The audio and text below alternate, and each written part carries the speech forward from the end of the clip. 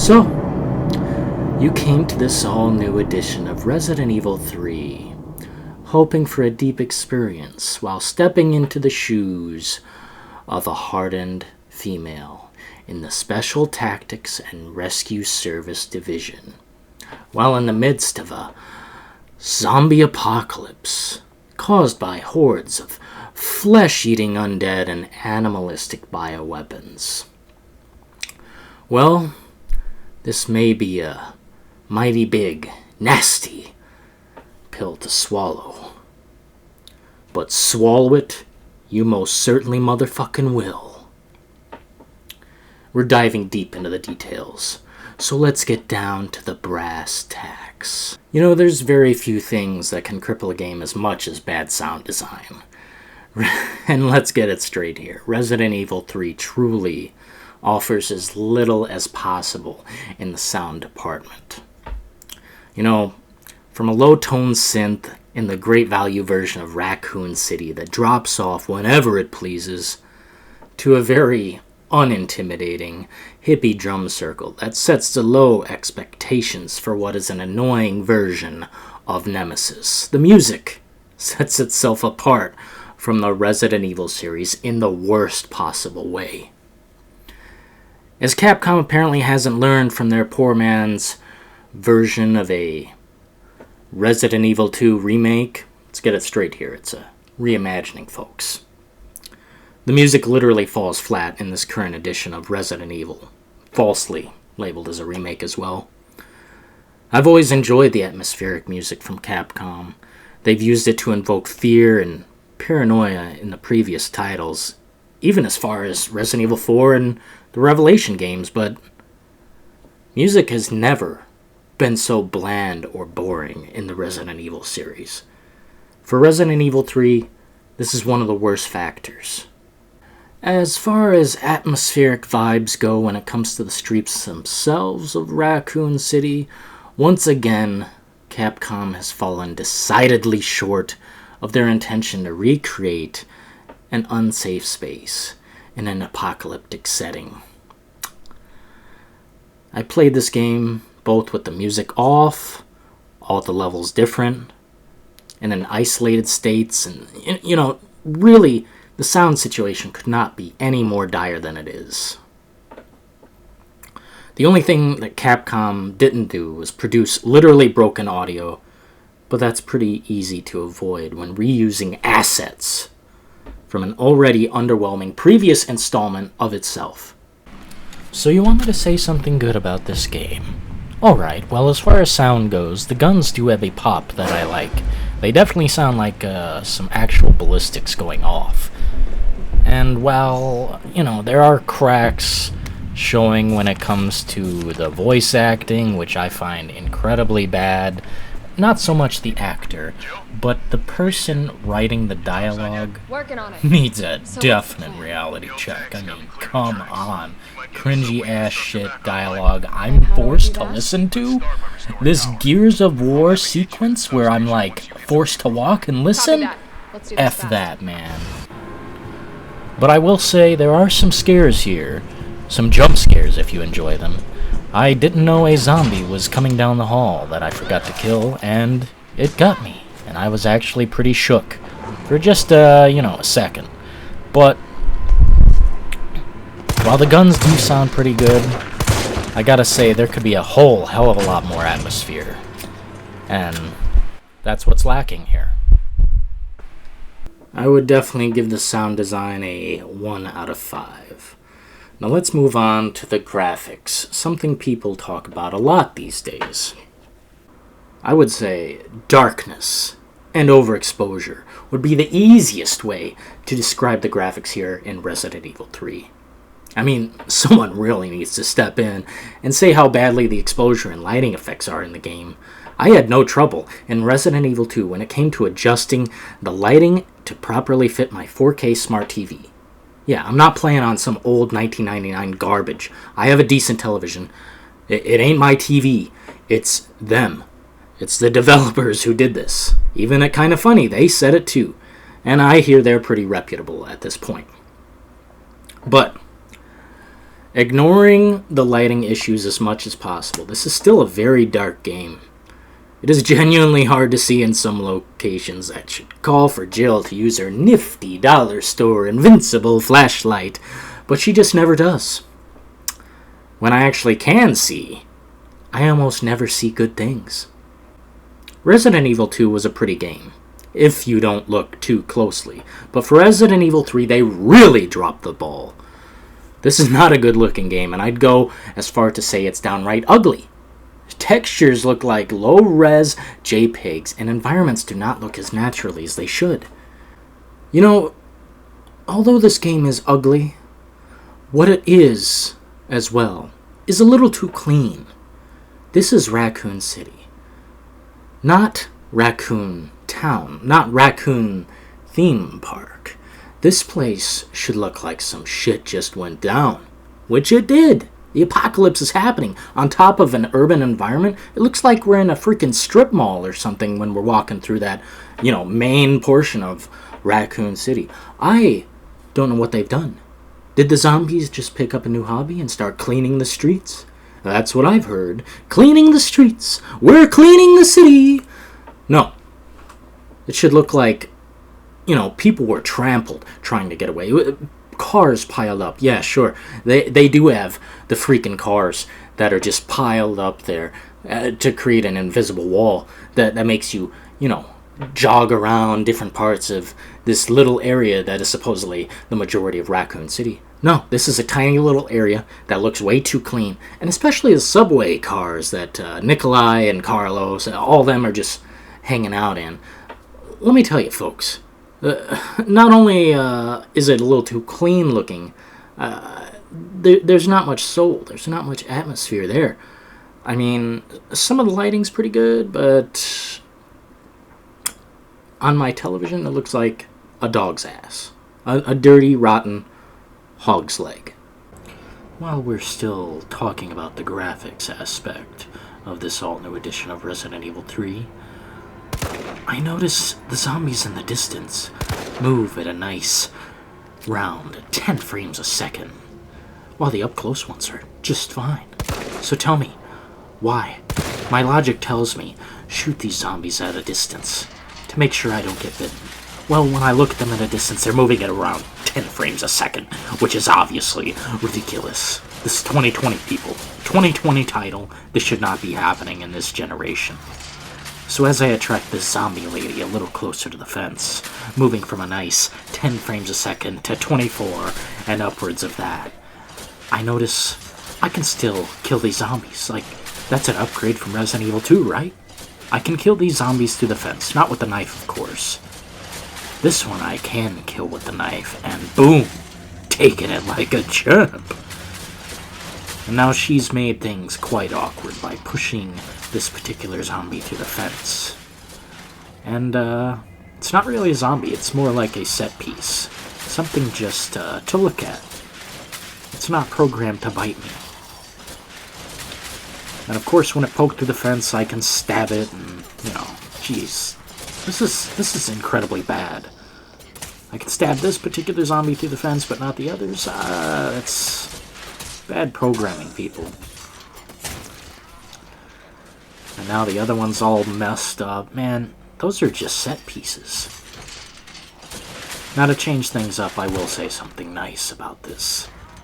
The blood, when you shoot the zombies in the head, pretty nice looking. It's, pretty great. I like the look of it. But, unfortunately, the gore has in fact been downgraded, and we will get to that later. Jeez, this is ridiculous looking. But even if you shoot these zombies, no matter if you can, you shouldn't even be able to if they're just going to do this, what's happening in a few seconds. They respawn in. Because, oh Dillon, I want to hear oh Dillon about it.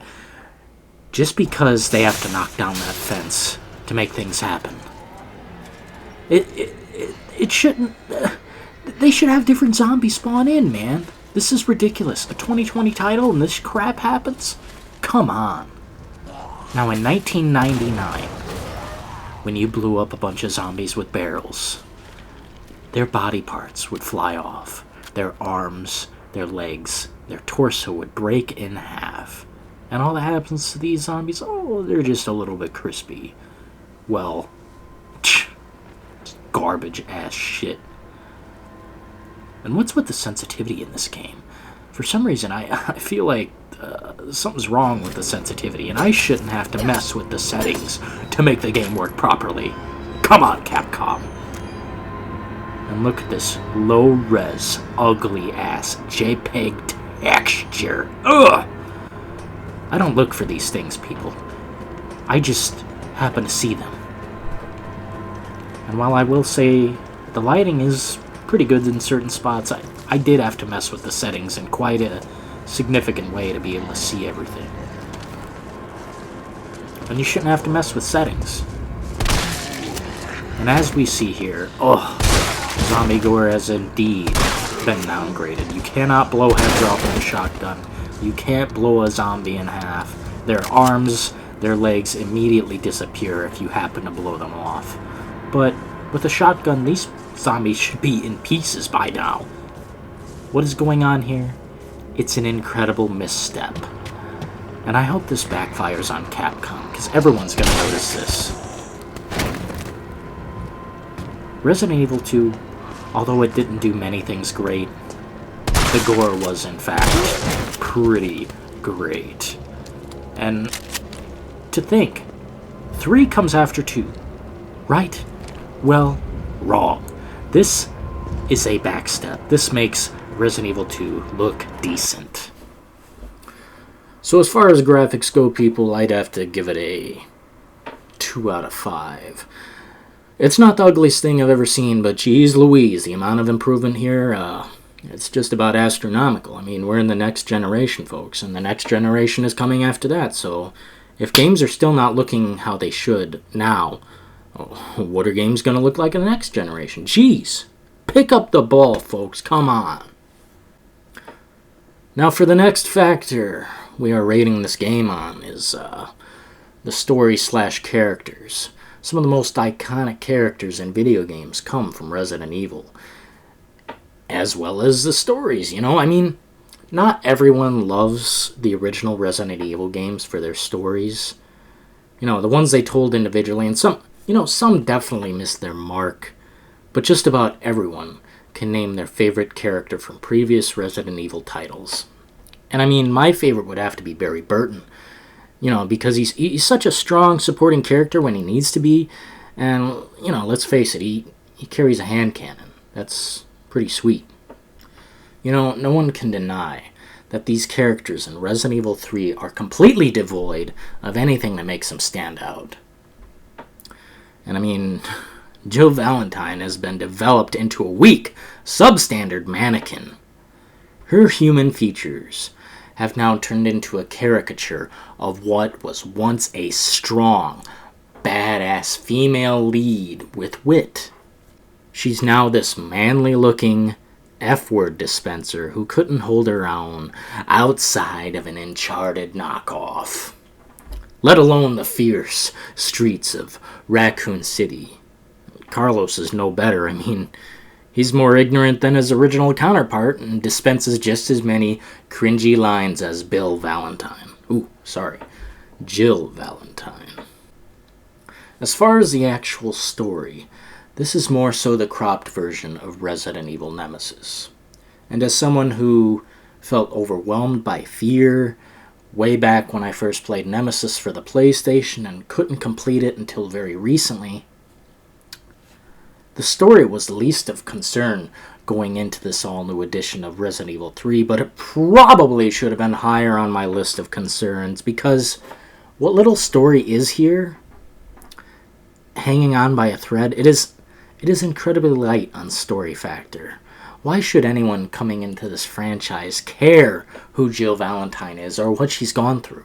The intro to this game is nothing more than every disaster film credit sequence of showing a vague state of emergency and riots through public domain footage. Ooh, wow, Capcom, you're so witty and innovative. Geez, let's all just give them a hand. No, seriously, let's give them a hand in helping, because this is slowly sinking into the mud.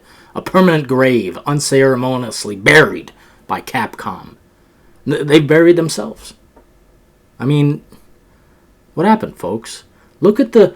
Go right now. If you're not familiar with it, go right now and check the intro for the original Resident Evil Nemesis. Because damn, that is exactly what I would expect after playing through Resident Evil 2. You know, geez, the cops fighting an undead horde, an army of undead coming at them. And they're fighting and, you know, they've skipped over it.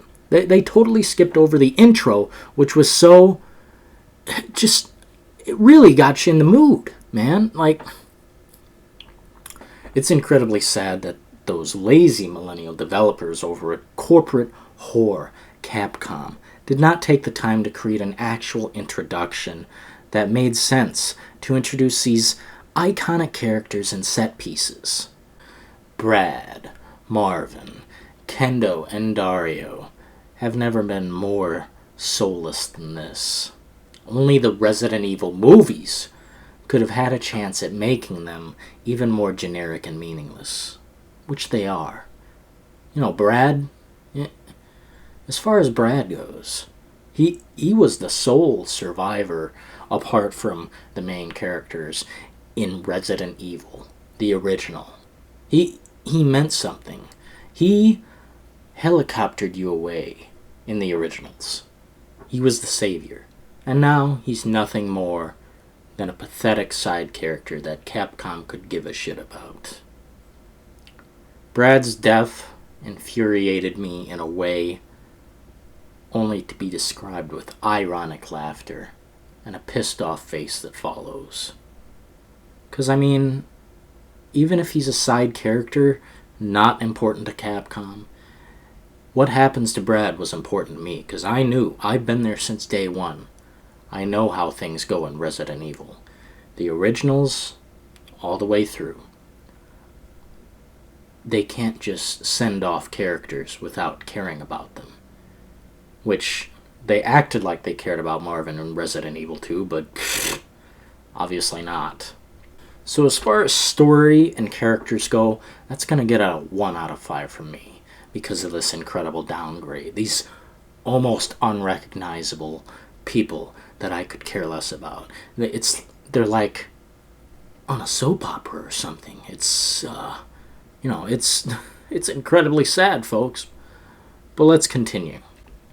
The next factor we're going to talk about, folks, is playability. While this game is playable and functions mostly like a game should, it lacks a design that makes me want to keep coming back. There's less of Raccoon City to explore, and it's less realistic, as though it's some kind of theme park attraction that they keep relatively clean, aside from a few invisible walls of minimally damaged vehicles and spots of blood. Because let's face it, folks, that's all that really fills Raccoon City at this point, and none of it is interactable, so, not good. The weapon mechanics are as basic as Resident Evil could possibly get, and it seems no different than that of Resident Evil 4 through 6. With the downgraded gore, it's less fun to shoot zombies than it's ever been. It's more of a needless chore than anything, and with this game being an action shooter, all you really have to do is shoot these copy-pasta zombies at key moments when necessary to pass through their designated locations. And that's another thing. With Raccoon City now reduced to the size of a strip mall, there should be more zombies than ammunition at this point. Since, the actual population is upwards of 100,000. Where are all these zombies? Did the police take them out? Because I didn't see a cutscene to tell me that. I barely saw anything.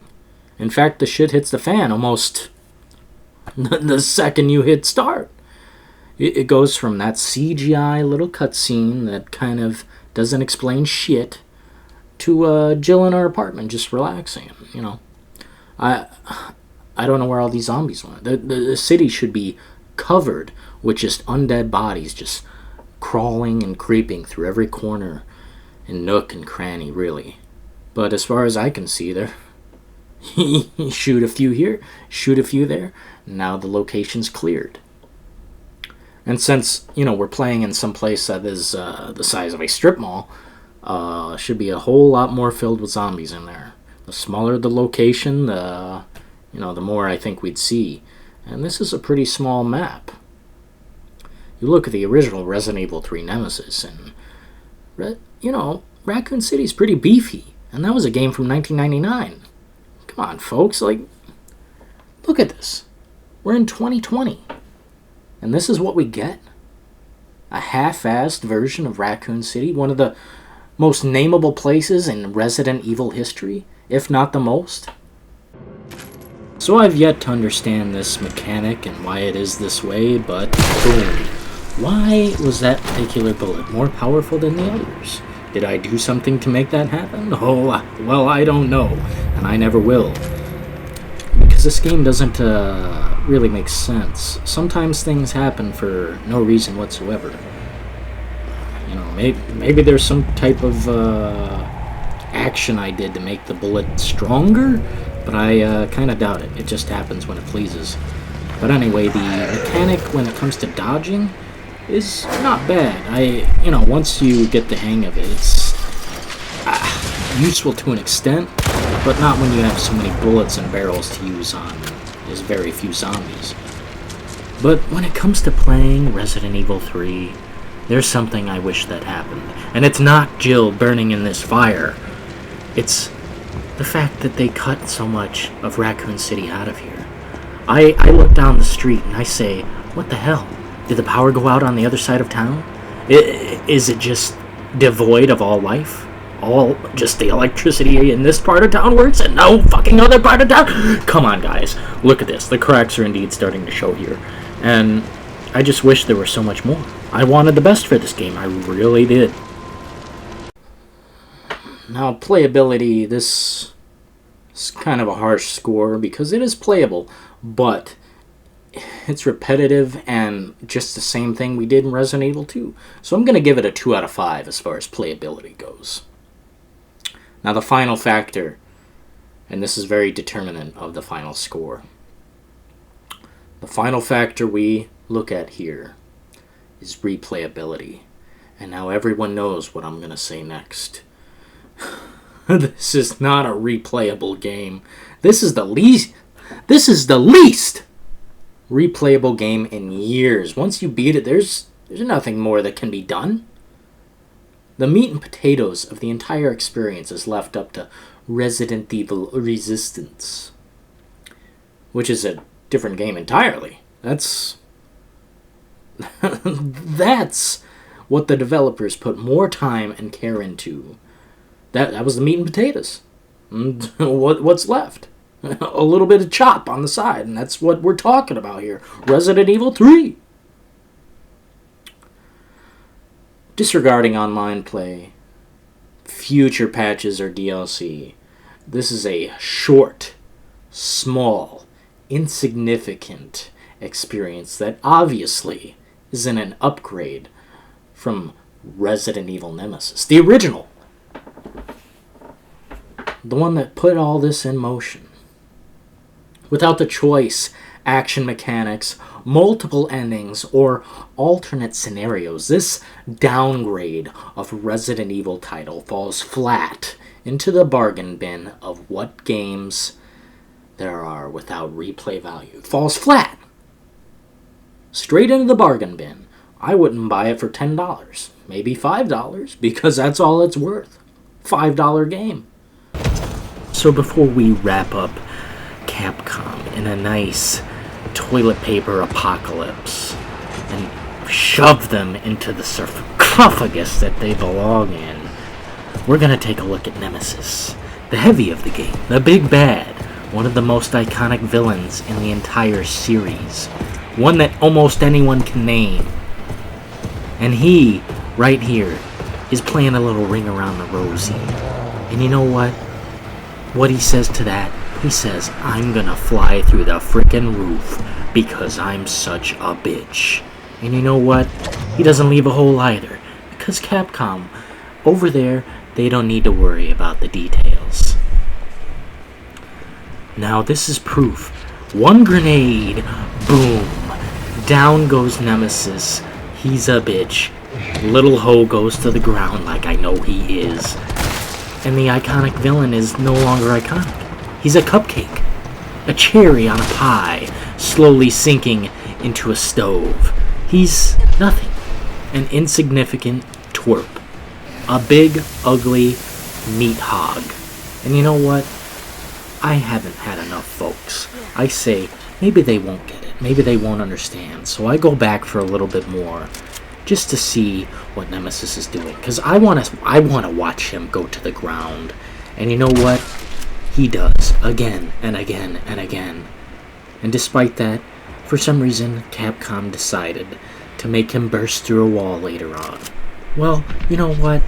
Capcom, it ain't gonna work for me. I'm not afraid of this punk ass. And for some reason, even though his fist went right through my body, I still dodged his shit. Because the game sucks. Somebody with a low IQ created this for a bunch of low IQ gamers who need their hands held when it comes to video games. And once again, folks, down for the count. His punk ass doesn't know what to do because I just grenaded him. Because I'm invincible when it comes to grenades and fire. Because I'm Jill motherfucking Valentine. Yeah, that's how it is. And now, for the final score, folks, on this shit heap. Now, as far as an appropriate score goes, we do things a little differently here at Dillon in the details. There are 5 factors in which the score is based on, and each factor starts with being out of 5. Multiply each factor times 4 to reach a final score being out of 100.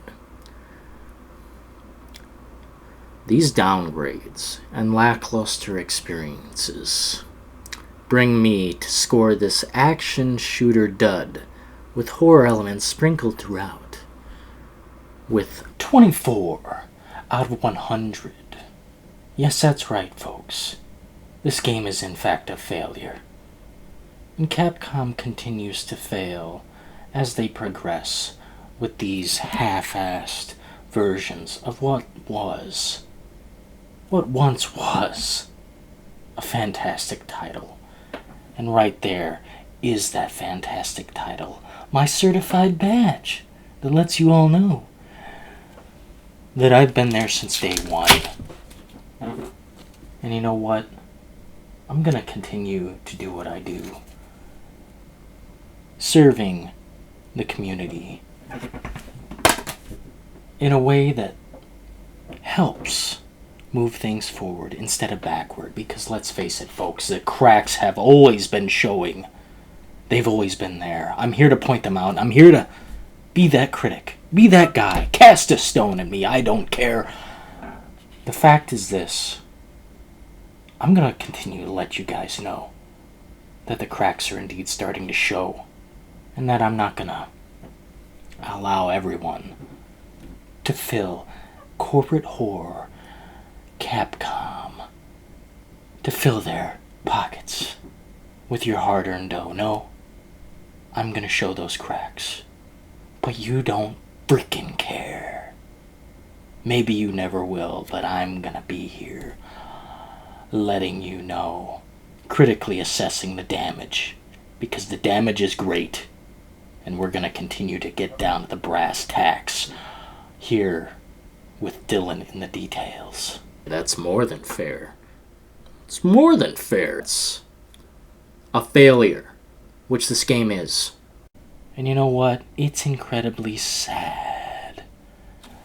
But you don't care, and you never will.